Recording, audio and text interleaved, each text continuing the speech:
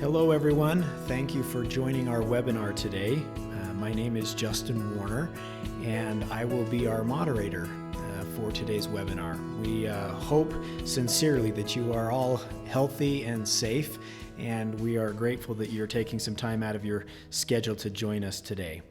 Our topic today, engagement magic, how managers can increase engagement within their teams, is what we will be discussing today. And I'm fortunate to have two DecisionWise veterans with me, as the kids would say, and Charles was joking a minute ago, the OGs. So grateful to have Dr. Tracy Maylett here with us, who is the CEO of DecisionWise, and Charles Rogel, Senior Consultant here at DecisionWise. Gentlemen, thank you so much for being with us today. Thanks, Justin. It's great to be here. Likewise. Great.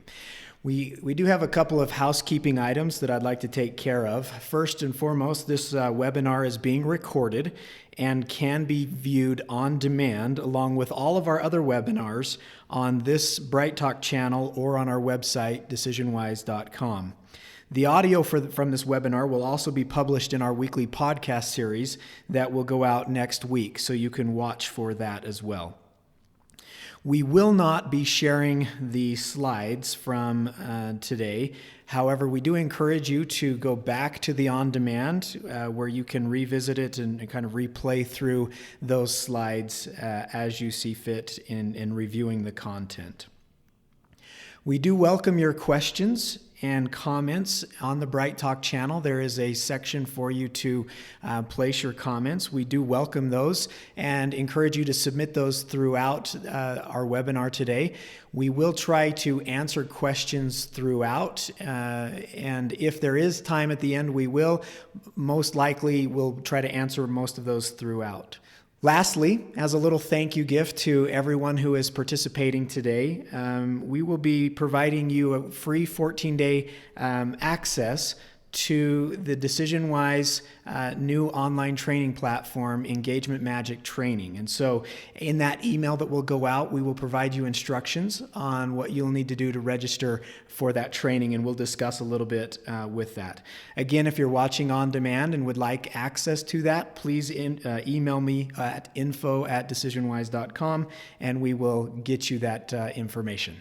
All right, Tracy, Charles, that was a lot of housekeeping stuff, but that's great. Important things we need to get through. So why don't we go ahead, Charles, and I'm just going to turn it over to you right now to kick us off and get us going. That's great. Thanks, Justin.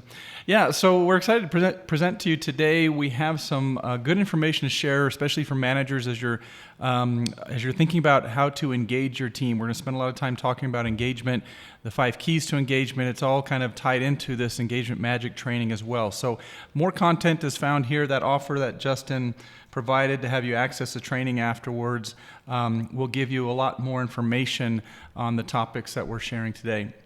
So I wanted to start off and introduce kind of where we're getting our information from, kind of the impetus for where this training came from and how we kind of think about and describe engagement. Tracy, do you want to talk a little bit about the book itself and how it came about and what its purpose is? Yeah, I'd be happy to. First of all, we didn't set out to write a book. That wasn't the primary purpose here. What we were really trying to do is understand what creates engagement in an organization and what creates engagement in an individual. And as we did that, we went through quite a bit of pretty extensive research. By that I mean basically 3 years of very extensive research and then over 2 decades of what had already been written regarding employee engagement. And on top of that, we took a look at the world's largest engagement database, similar to what we have going on here, asking these questions about engagement. 32 million survey responses is what we looked at. And in doing so, one of the things we really wanted to understand were there common elements in creating engagement? In other words, we all know that everybody may be motivated by different things, but were there any things that we saw in common? Meaning perks, were there particular perks? Were there particular concepts such as, finding purpose in what you did? Or was it a remote working environment? What were some of these things that we had in common? So today, that's what we're going to talk about. And specifically, we're going to be addressing what is the manager's role or what is the leader's role in creating that environment in which people can choose to be engaged. So that's the basis of the book. That's great. Tracy, just to, for those who might not be familiar with the book, this has been a best-selling book on Amazon and other places, won an Axiom Award. So really fantastic that what this book has done, and organizations have started to implement this engagement magic throughout their organization. So I know you didn't set out to write a book, but well done with this and really influencing a lot of organizations throughout the world. It's been published in Japanese and also in Portuguese, and so it's really exciting to see that play out. I appreciate that. And Justin, despite the fact that I'm looking at you from sitting 10 feet away from you here, I appreciate the opportunity to be able to talk about some of these concepts, because we're getting it wrong in many organizations. So the ability to provide this information via webinar is something that I really appreciate. I want to make sure that the managers and HR populations and leaders in general are understanding what these concepts are about, because they may be a little bit counterintuitive until we look into it. So let me set up what we're trying to accomplish here, basically our goals. There's a lot of information out about engagement and motivation at work. What we found through our research, and as we've been surveying about engagement in different companies, is that we've got a lot of these assumptions wrong. There's a lot of kind of ideas that really don't add up or really contribute to engagement. And so we want to flip the way you think about work. We're going to change some of your perceptions about motivation and engagement. We'll talk momentarily about a framework for thinking about engagement. And ideally, we'll spend most of the time in this webinar talking about how you as a manager can leverage engagement to succeed in work and in your life, and also as a leader with your team.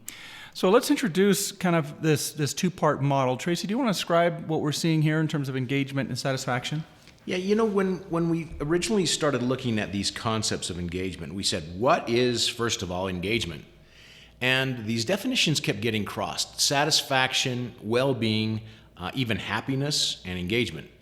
So one of the things that we looked at to understand was, what is the difference between these factors? And at the time, employee satisfaction seemed to be the real buzz phrase or buzzwords.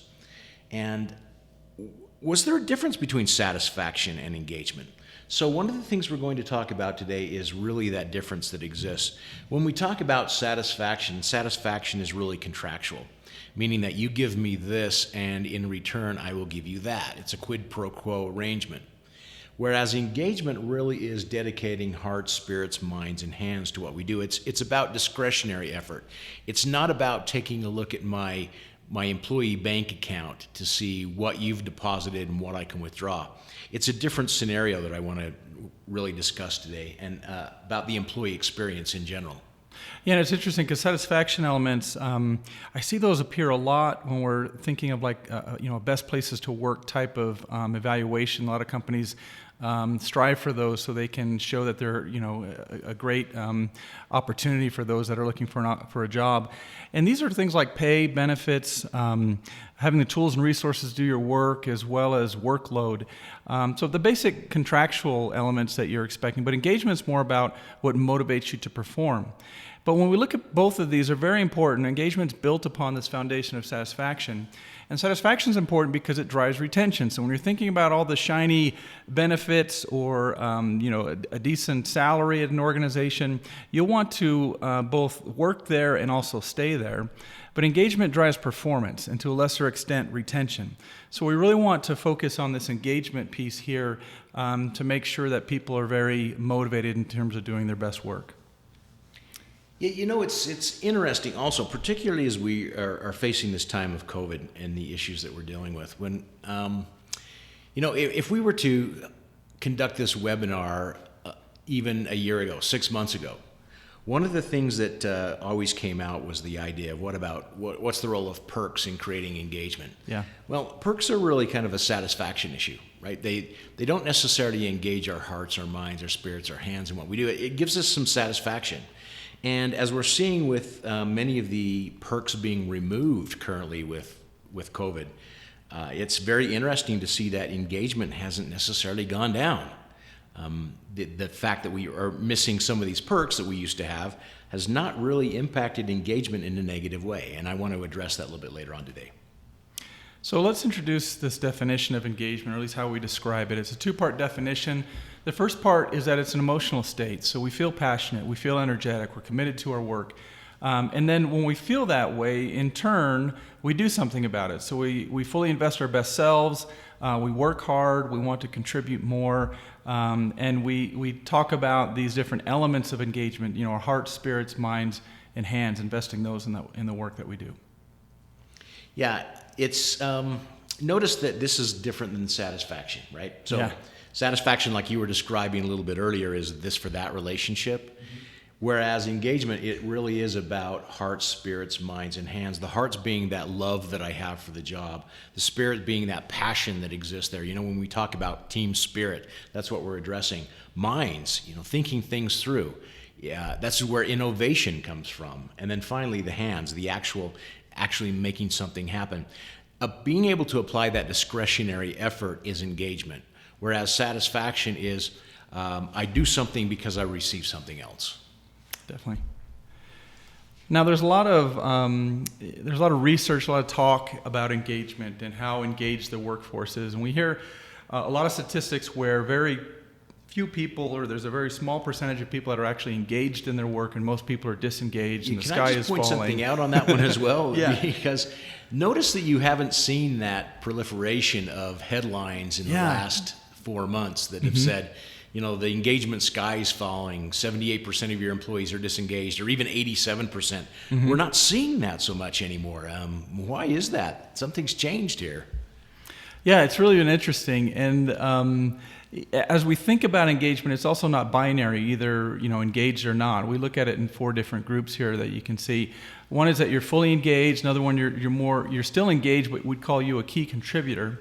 And then there's people that are kind of on the fence that are in this opportunity group, and finally just a small percentage of those that are fully disengaged in the work that they're doing. But when we look at our data, we find that 78% of people are generally engaged in an organization to various levels. And it does fluctuate over time, even from day to day for some people.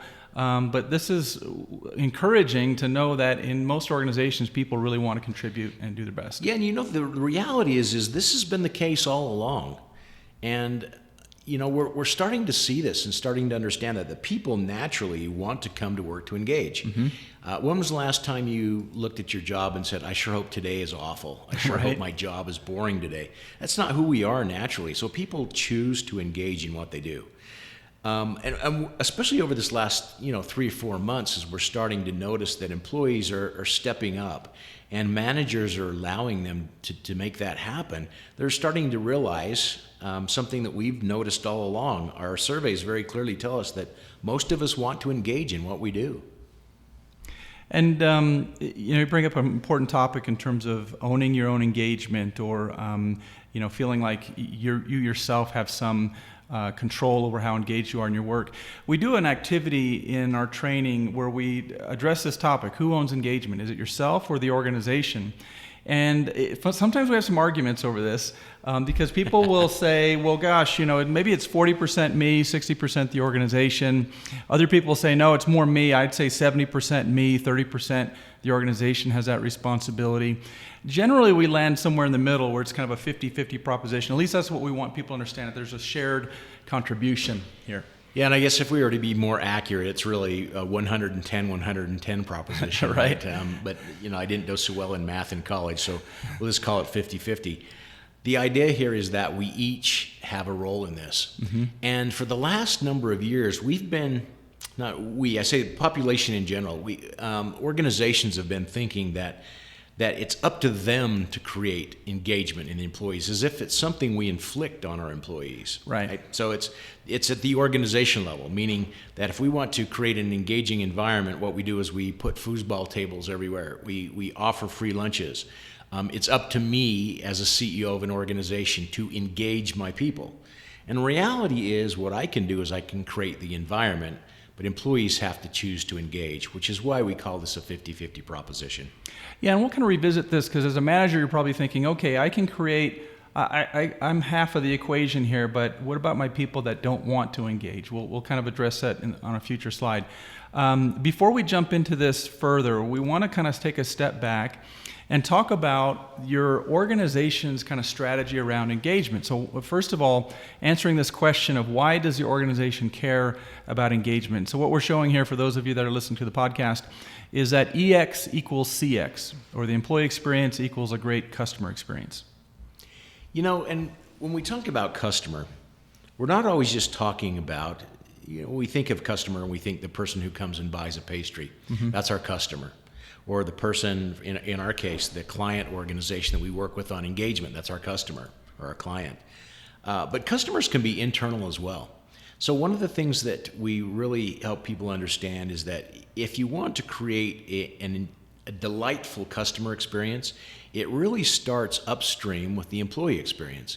If I'm having a very horrible employee experience, well, guess what's going to happen to the customer experience as well? This is one of the reasons why it's important that we create this engaging environment. But another one is simply things such as keeping our people. Right. Do we have their hearts? Is it something they want to be doing, or is it truly a transactional relationship to where they were paid a certain amount, therefore they contribute a certain amount? So engagement affects all different levels, but it's not just about employee happiness. And taking this another step further and thinking about the strategy of the organization when it comes to engagement. Typically, as we work with organizations and they come to us and say, hey, we want to conduct an employee engagement survey, I'll ask them, or we'll talk to them about their reasons why. What are their objectives? And sometimes they say, well, our CEO is brand new, wanted to get a pulse of the organization, find out what's going on, and so we're going to survey our employees to find out. And what we would say to that is, okay, you're starting in this journey. You're kind of at this measurement level. And there's others where they see that engagement is really critical to their success as an organization. And we'd put them up in the mastery level where they want to really achieve this great employee experience where people are fully engaged in providing their best effort. So we're going to step you through what we call this engagement maturity model to kind of see where your organization is. So as a manager, think about where you are on this continuum and what your responsibility might be. And we'll kind of talk to the important point, or the inflection point here as well. So the first level here, it's about measurement. And many organizations that approach us, it's about how do I measure whether or not my employees are engaged. All right? That in itself provides great information. I can understand whether there are hot pockets of excellence or whether we have a place that's really just about ready to close the door with people running for the exits, right? Right. So this is really about the measurement piece of it. And that is primarily owned by the organization. And actually not just the organization. It's primarily owned by HR. So this is the measurement stage. And we have a number of clients that come to us who are certainly in that measurement stage. The next level that we address is the commitment phase. All right, so this is heavier than just being HR owned. Now we've put this in other places as well, such as the executive team. This is when the executive team and senior leaders of the organization say, all right, there is something to this concept of engagement. I retain my employees, but not only do I retain these employees, I retain their hearts, their minds, their spirits, and their hands as well. Yeah. Now, let's address COVID for a second. With unemployment rates anywhere between, depending on what figures you take a look at, anywhere between 19% and even up to 40% for those making less than $40,000 a year. Employee retention is not on everyone's front page. Right. What is on their front page, however, is how do I make sure that the employees that are with me are truly engaged in what they're doing. So this is the stage when the executive team also makes the formal commitment to saying engagement is important in what we do. Yeah, and it's usually a quick transition because once you have data, they want to react to it. They want to respond. Sure, yeah. And that's what's really interesting because it leads to the third step. At this point, this is where the executive team and human resources develops the plan, right? So it's the 8 people sitting in the top office in a room saying, or at a distance, saying, let's figure out what we need to do to create an engaging environment. But now what happens is we move from commitment to management. We now take some of that onus just from HR and the executive team, and we start turning that into manager responsibility, which is really the topic of today. This is where managers understand that their role in creating engagement is extremely important.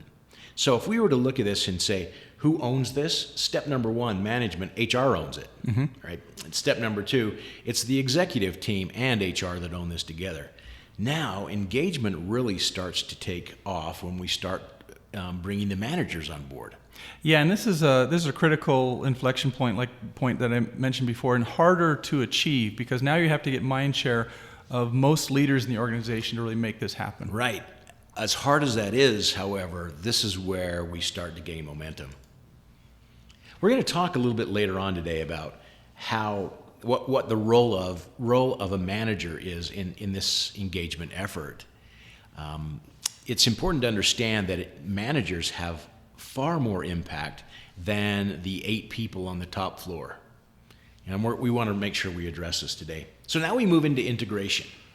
Integration is where not only are we speaking about it, not only are we measuring, not only are managers part of this, but we start integrating this into all of our systems. This could include, on one extreme, all the way up to pay systems. That's not really where we're going with integration. Basically, integration says that it is integrated into our daily practices. Engagement is a huge part of what we do. In fact, we design our systems around engagement because it's so important. Which leads to the next one. This next one is mastery. Mastery is really unique. We estimate that only about 5% of organizations out there have actually achieved the mastery piece. Yeah. In mastery, what differentiates that from integration, so mastery is all of those steps previous to this, prior to this, but also this is where engagement becomes the primary differentiator in what we do. So it is part of our overall strategy as an organization, but it also differentiates us from other organizations. It's why we're different. It is the reason why we're different.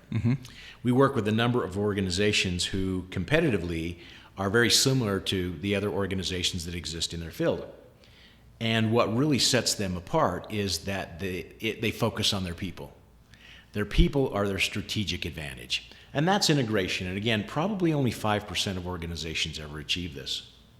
Yeah, so as a manager, think about where your organization is on this continuum, and then think about your role in delivering on the engagement strategy of the organization. Well, Charles, let me ask you a question too. Yep. As you've had a chance to work with folks even over the past year or even the past 15 plus years that you've been here, where do you see most organizations fit? Yeah. So most are in the middle level where they're striving to, some are still striving to get buy-in or mind share from their managers, trying to get all managers kind of involved, and then striving for integration is their next step, where all employees understand clearly what the people strategy of the organization is, how they fit in, how we work together, and they're starting to see, generally they have higher engagement scores, but they're really trying to leverage that throughout the organization as opposed to just leadership. And I think I see probably most striving for that management, to really make that happen. Yep. Which is why we're conducting this webinar today. We want to talk a lot more about what the manager's role is engagement. Yeah, and one thing I see is, especially like if you're striving for mastery or even integration, it's a requirement that managers are bought into the idea of engagement, right. And they don't stick around if they're not. And so if that's happening, you're striving for this mastery level. So another framework to think about this, and this gets back to this ownership, this 50-50 ownership, the proposition in the middle here of how do we put these pieces together and who's responsible for what? What are the levers? Well, leadership excellence here describes basically senior leadership and their role. They need to kind of be aligned, have a clear strategy, be listening and communicating well with employees. Organization support is kind of in the middle there. This is good cross-departmental collaboration, communication, systems, processes, things like that. But what we're going to address today is more this middle or this third level, which is the managers and teams. So what you can do as a manager to impact engagement at the local level. What behaviors really drive engagement on your part? And here's the challenge, and here's where we're getting it wrong. Organizations for the past 5+ years, and I would say even take it to the last decade, have been so focused on the first two boxes, leadership excellence and organizational support, meaning what do we need to do at the top of the organization to create engagement? And it's just now being noticed what that influence is of the managers and their teams. I'll give you a quick example of this. One of the things that we found over the last little bit is we've ran a number of additional employee surveys over the last little bit, really is about the difference between, and we're going to release these numbers at a different date here, but some really interesting findings of what's happened with engagement over the last little while. So for example, one of the questions regarding trusting my supervisor, I trust my supervisor. Previously, our benchmark on that question was somewhere in the neighborhood of about 76% positive. Mm-hmm. Last year, in October, we measured that, so up until that point, it had dropped down to 66%. So it was very interesting. This was pre-COVID. As we measure this again in March, from March to May, those numbers have gone up to as much as 87% favorable. Wow. So it's very interesting to see that despite the fact that we're dealing with COVID issues right now, managers are starting to step up a little bit. And as such, what we're seeing is a rise in engagement right now. Yeah, it's really made a difference. I think just the amount of care and concern they've shown have been seen as sincere and also received that way. Yeah. So these three factors, leadership excellence, organizational support, and managers and teams, on the left-hand side of that equal sign, all boil down to creating the environment. Right? Mm-hmm. So it's the creating part of the employee experience. And then you see right there, we see that dotted line in the middle. This is really where the edge of organizational influence is. So mm-hmm. this is all the organization can do. At this point, it's the employee's choice. So what we can do as an organization, that includes top of the organization, the leaders of the organization, and that employee's direct manager, is create that environment, and then the employee has to make a choice. Now we want to talk about the manager's influence. So now we're getting back down to the manager level. And what we found through our research is that the manager has a lot of influence over their team. And that's not surprising. We'll show you some data here in a moment to quantify. But one piece of that data shows that when a manager's own engagement score increases by 1 percentage point, we see a 213% increase in the odds that that manager's team will engage as well, or increase in engagement. So let's explain the statistic for just a second. Sure. What this means is if we look at a manager year over year, and maybe we have 3 years of her data, right? So while we don't track an individual, we can track a number. Right. And so we look at that manager's number, and we realize that last year, 2 years ago, her engagement score overall was somewhere in the neighborhood of about 70% favorable. And then the next year, her engagement score increased. And the following year, last year, it increased again. Well, what that means is even 1 percentage point increase in her personal engagement score, basically what that means is that there's a 213% increase in the odds of her team engaging as well. Interesting. Yeah, and here's some more data to kind of back this up. So what we're looking at, especially those on the podcast, are 4 bar graphs essentially that have 4 bars each. So it's really confusing in a way, but it makes a lot of sense. So now this was taken out of the book, is that correct? So this graph is actually in there? That's true, yeah, it's in the book as well. And we're looking at a very large set of data, about 20,000 responses in terms of employee survey responses. I think we have about 2,400 or 2,800 managers here and the engagement scores of their teams. So every manager, we looked at a team, we looked at the engagement score of the manager as well as the team. And for those managers that were fully engaged over on the left-hand side of this graph, we found that 36% of their direct reports were fully engaged. 48% were key contributors, 12% were in the opportunity group, and only 3% were fully disengaged. And all right, so if I'm a yeah. fully engaged manager myself, yep. So the manager I just described a little bit earlier, let's suppose she's responds 83% favorable to the engagement questions, mm-hmm. right? So she's fully engaged in what she does. What this is meaning that we're looking at her team as well. We're looking yep. at the team makeup, and we're saying because that, well, I'm not saying because we see a high correlation here, right? A high relationship. Mm-hmm. She is engaged in her role. Her team is also engaged. We see a lot more fully engaged employees here. That's right. And key contributor, if you're a manager in this kind of key contributor, still engaged, not fully engaged role, you still have a large percentage of your team that are going to be engaged as well. So you have less people that are fully engaged, only 24% compared to 36% of a fully engaged manager.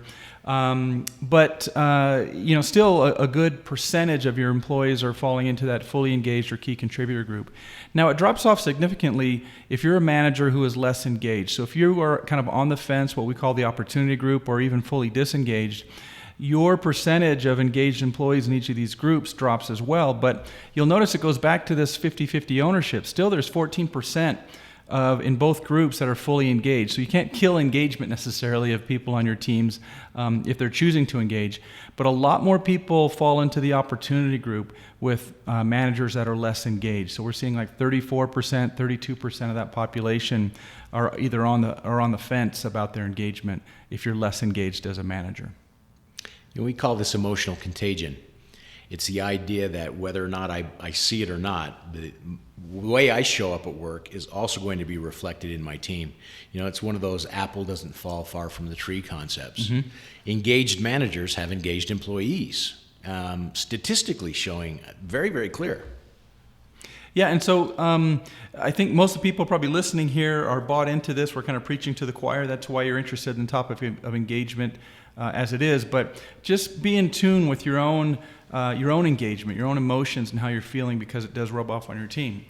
Now, another question that comes up is, okay, well, people can choose to engage in an organization. Some people are more likely to be, to have a personality or a disposition to engage. And how does that play out? Because some managers will say, well, gosh, I've got a few tough apples on my team that are really hard to get excited about anything.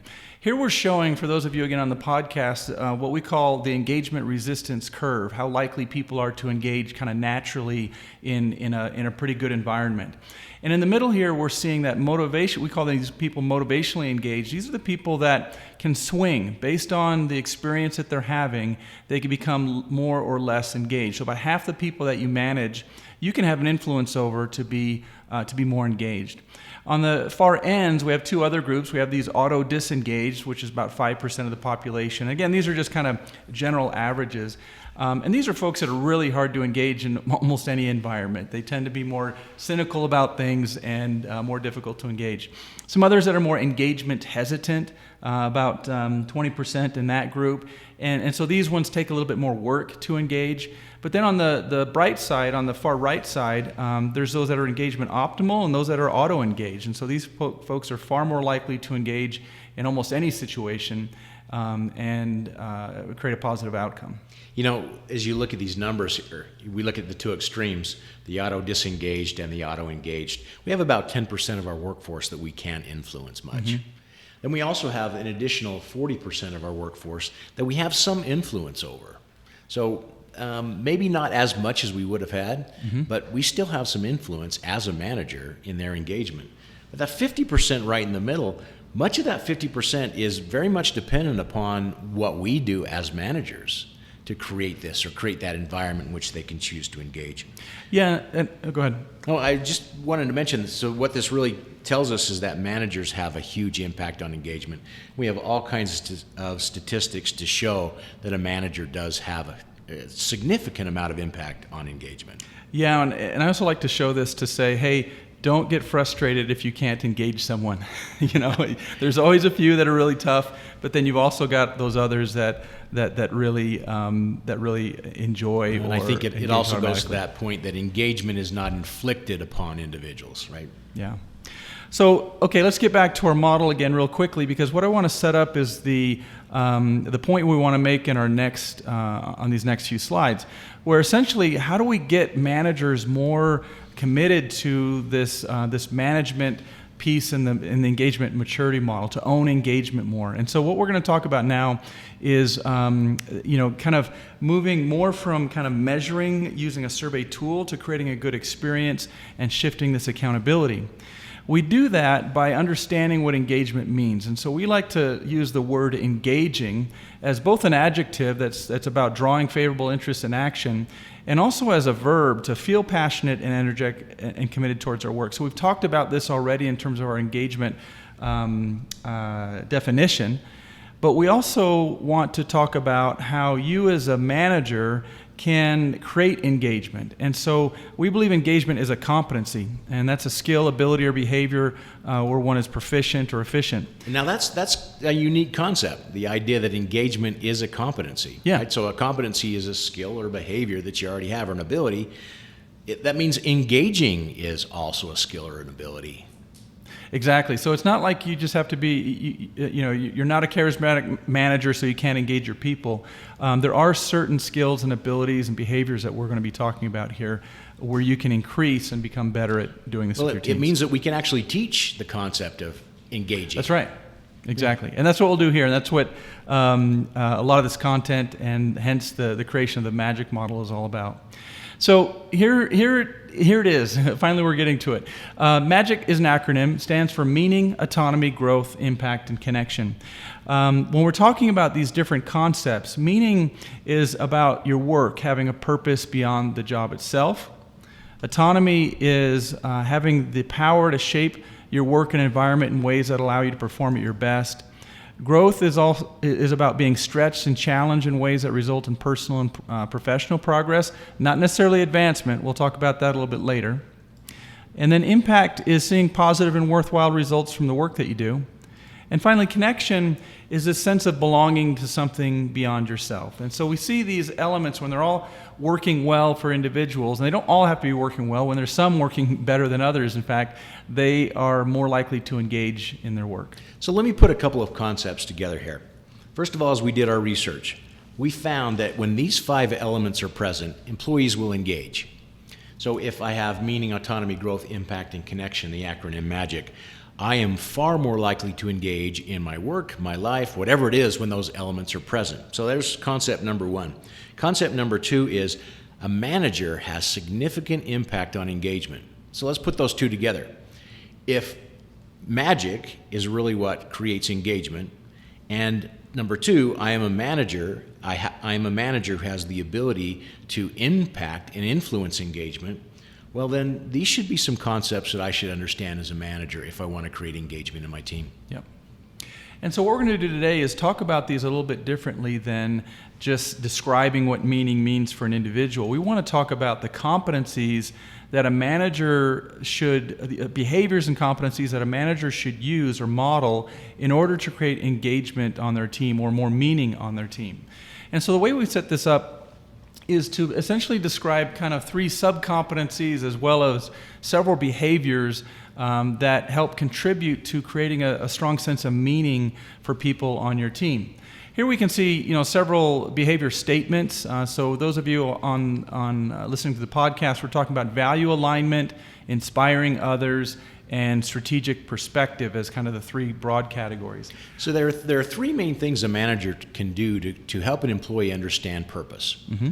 One of those is help that individual, whether this is done one-on-one in weekly conversations or in casual conversations or whatever it is, understand what that employee's values are and help that employee align those values with what the organization does. Definitely. So if I'm an organization that values art and creativity and innovation, and that's what the employee values, what the manager can do is align those two and help the employee understand that what he or she does is creating meaning or creating a purpose in what's going on. Same thing, inspiring others towards that vision. And then also strategic perspective, helping the employee understand how what we're doing as a strategy of as an organization actually has purpose. There's a reason behind what happens. Yeah, and this one I think most managers don't think about because they're so focused on executing, getting things done. We'll get to impact in a moment where I think more managers thrive.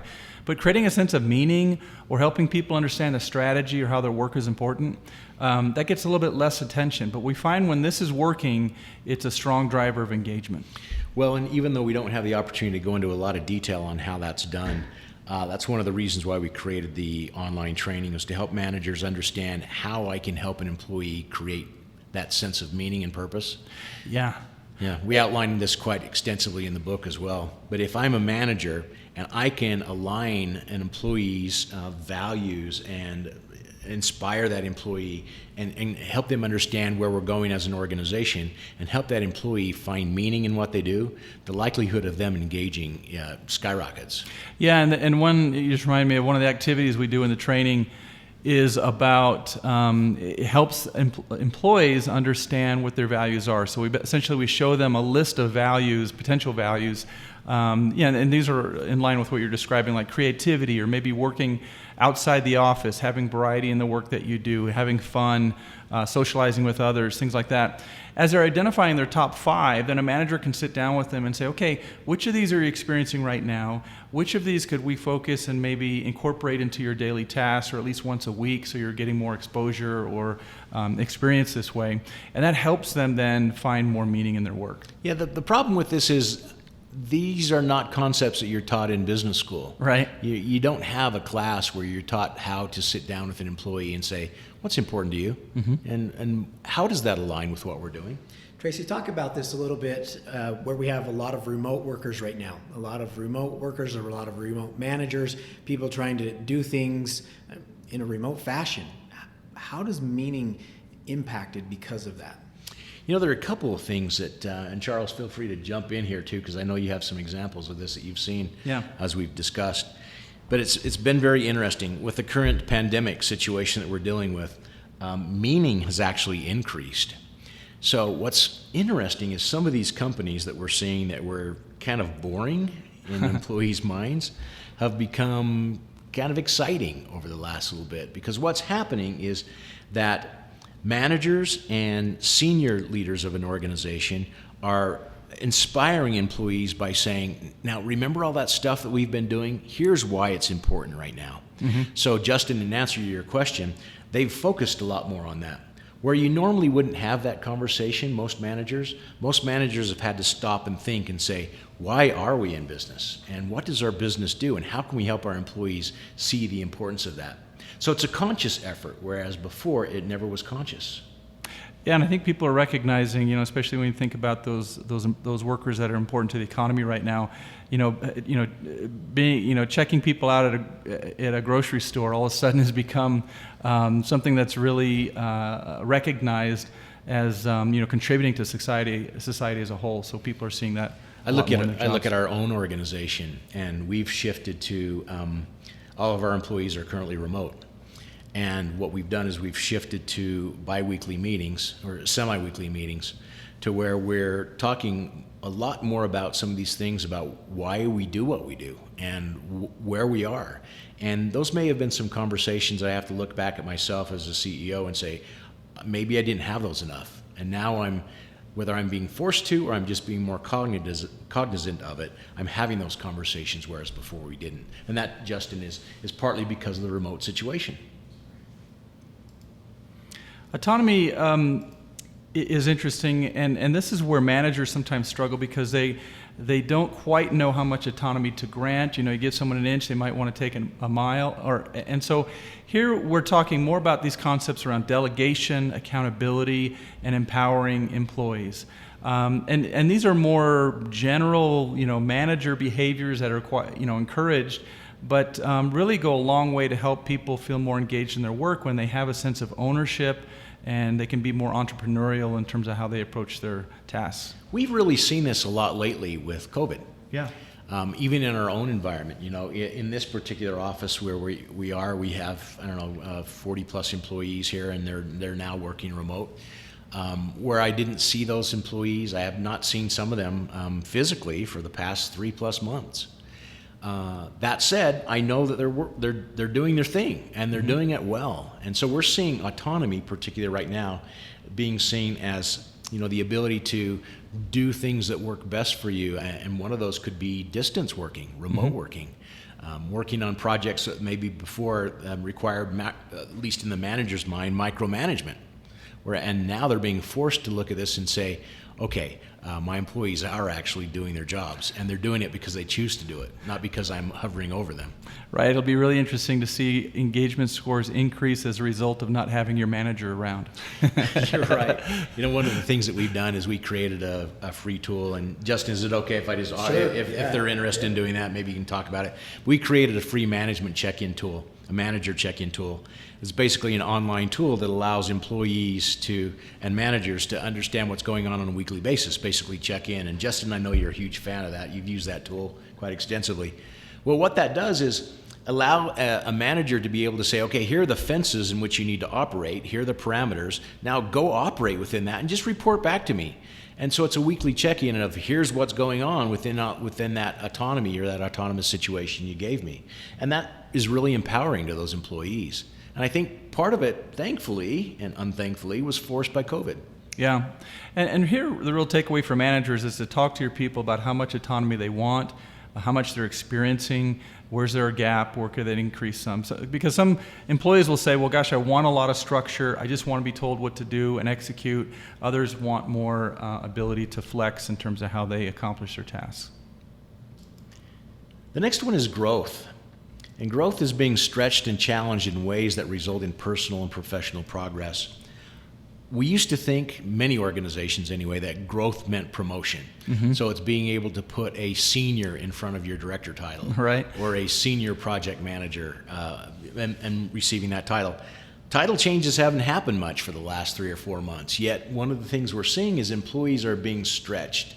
And basically what's happening is managers, instead of working to give promotion titles, they're working to say, okay, we have this challenge, employees, how can we live up to this challenge and how can we move it forward? Understanding where employees want to go and giving these opportunities that are being created today to make it happen.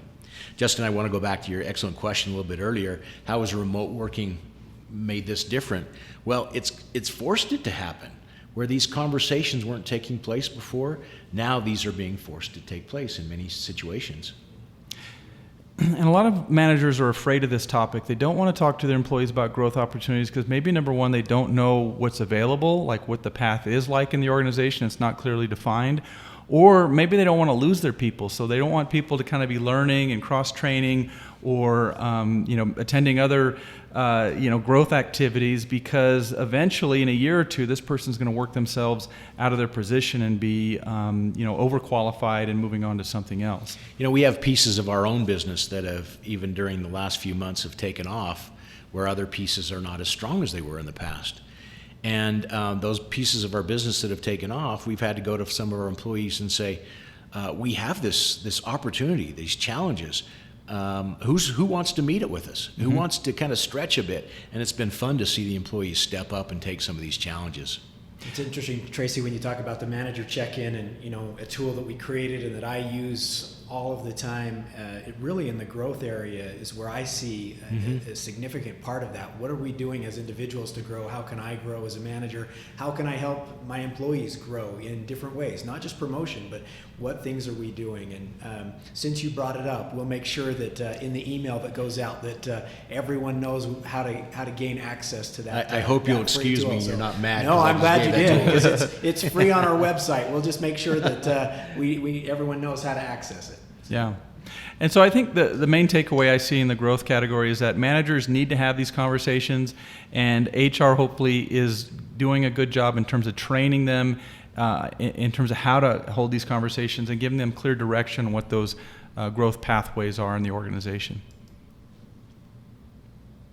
So now let's talk about impact. Managers generally are good at this one, so we're all focused on executing, getting results, but we want to make sure employees also feel like they're making a contribution. And so how can we do that? Well, here are the different categories for those of you listening. Valuing their contribution, so recognition, customer focus, and then personalizing impact.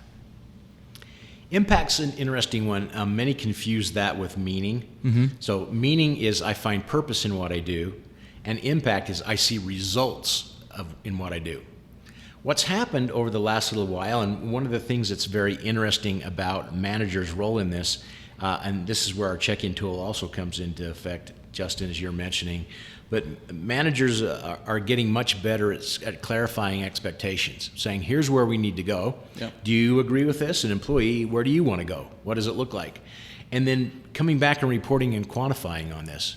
We can't just today go down to the drinking fountain any longer and just say, so how's the Penske file? What we can do, however, is we can do regular check-ins based on these numbers. A nice Seinfeld reference. You like that? You're wondering if you'd catch that, the Penske file. I've been working on the Penske file for the past number of years. I don't know. So the idea here is that when people see that they there's a contribution, that contribution is valued. This is when reward and recognition come into play. Yeah. By the way, current rewards and recognition aren't what they were 6 months ago. Right. These are a lot different. This is as much as a, hey, thanks for doing that. Kudos. Well done on the Penske file kind of conversation. Focusing on the customer and seeing the impact there, and also really performance. This is where performance comes into play. And what's happening is managers, whether this is COVID related or not, are now clarifying their expectations far more than they were. Now the question is, once we get back to life in the new normal, and I hate that phrase, but when we get back to the new normal, will managers continue doing that? Yeah. And that's going to be a key question. Yeah, and an impact I see when it's not working for employees, they feel like they're not getting good feedback on how they're performing or meeting expectations, and so they crave that information. I see another problem where managers are just too busy to really communicate and set clear expectations with their employees, and so it leaves them to kind of be off on their own and not quite sure if they're meeting or delivering accurately. And so all of these things, and the third thing is recognition. Sometimes managers shy away from that because they feel like, gosh, I don't want to tell this person they're doing a great job all the time, because then they're going to expect a high performance rating on the next performance review. And so we always encourage, people are craving this, they need this to do to perform well, and don't shy away from it just because you're afraid of other consequences that might be mixed in. So I, as a manager, need to be giving feedback to my employees about how they're performing. In order to do so, we need to set clear performance expectations. Yep. They can be set by the manager. Ideally, they're set by the manager and the employee and the team. But being able to report on those and understanding where that is, that helps me understand whether I'm winning the game or losing the game right now.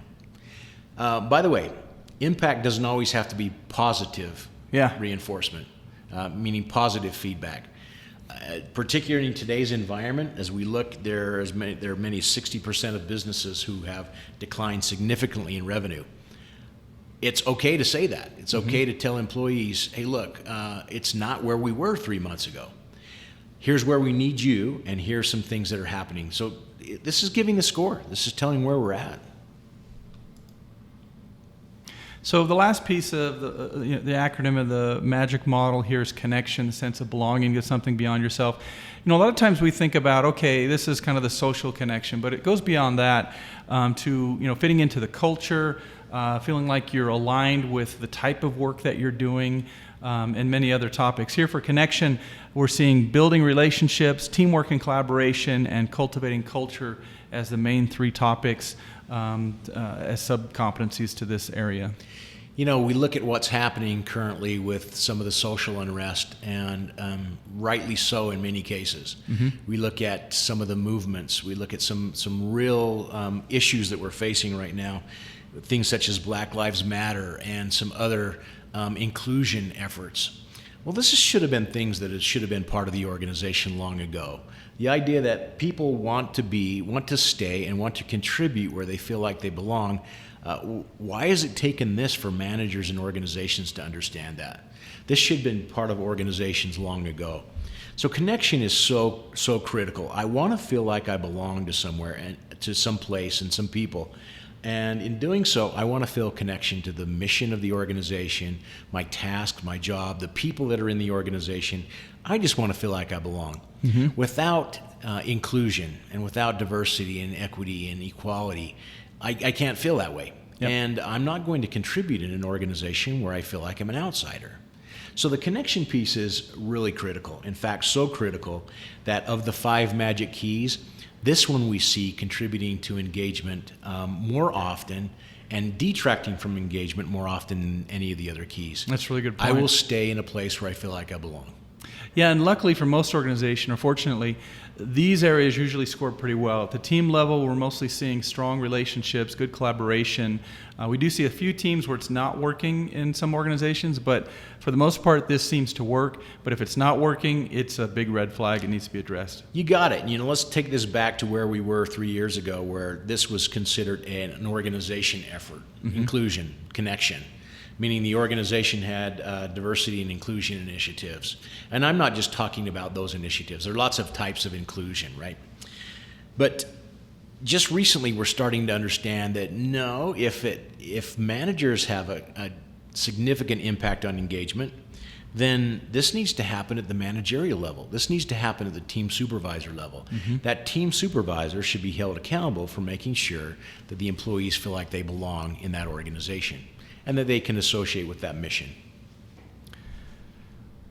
So what we've just reviewed with you essentially are the behaviors that really help drive engagement at the team level. And we want to kind of circle back to the Engagement Magic training, the preview of which you'll all receive as a result for attending this webinar. And this is really about understanding how these concepts work for an individual. So this training is designed for both managers and employees to explore their own levels of engagement, how they're experiencing meaning in their work, autonomy, and so on. And then really building an action plan that will help them to engage more in the workplace and in their environment. What we've just showed you today are some of the behaviors managers can do to drive engagement. This gives you more of the foundation about what actually drives engagement, how each of these factors work. And so a lot of interactive content. I'm really excited about it. I hope as you all go through and preview it that you will give some feedback as well. We're always looking to improve and change and modify this to really create a great experience for folks as they go through it. Tracy, anything else you want to add in terms of the topic today? Manager's responsibility? Just reiterate 2 points that I mentioned. The first one is that we find that when those 5 elements, meaning, autonomy, growth, impact, and connection, magic, are present, people will choose to engage, whether that be in the workplace, community, church groups, family, whatever that is. Second piece is my direct supervisor has more impact than the top office. Yeah. So if you want to focus on engagement and increase engagement, it happens at the manager level. Excellent. We're going to end with that. Thank you, everyone, for joining us today. Justin, anything else? Yeah, I think, Charles, just a reminder for everyone who would like to experience the Engagement Magic training. In the email we'll send out with the Sherman HRCI codes, we'll also include in there how to register for that training for a 14-day trial, just to get a feel for it. And as Charles mentioned, welcome your feedback on that. Additionally, based off of the conversation, we'll go ahead and include links to the manager check-in. That's a free tool. Yeah, that's a free tool for any of your managers where they can manage checking in with their employees, and it's a very simple process. And so really grateful for you, Tracy and Charles, for the time today. Great topic. Thanks, and Justin. You have put in check out the book. Check it. Absolutely. If you do not already have the book, make sure you go get the book. You two have put an enormous amount of time and effort into the training, and there's some really, really fantastic content for employees. So thank you again, and we thank you all for attending today. Thank you very much. Bye.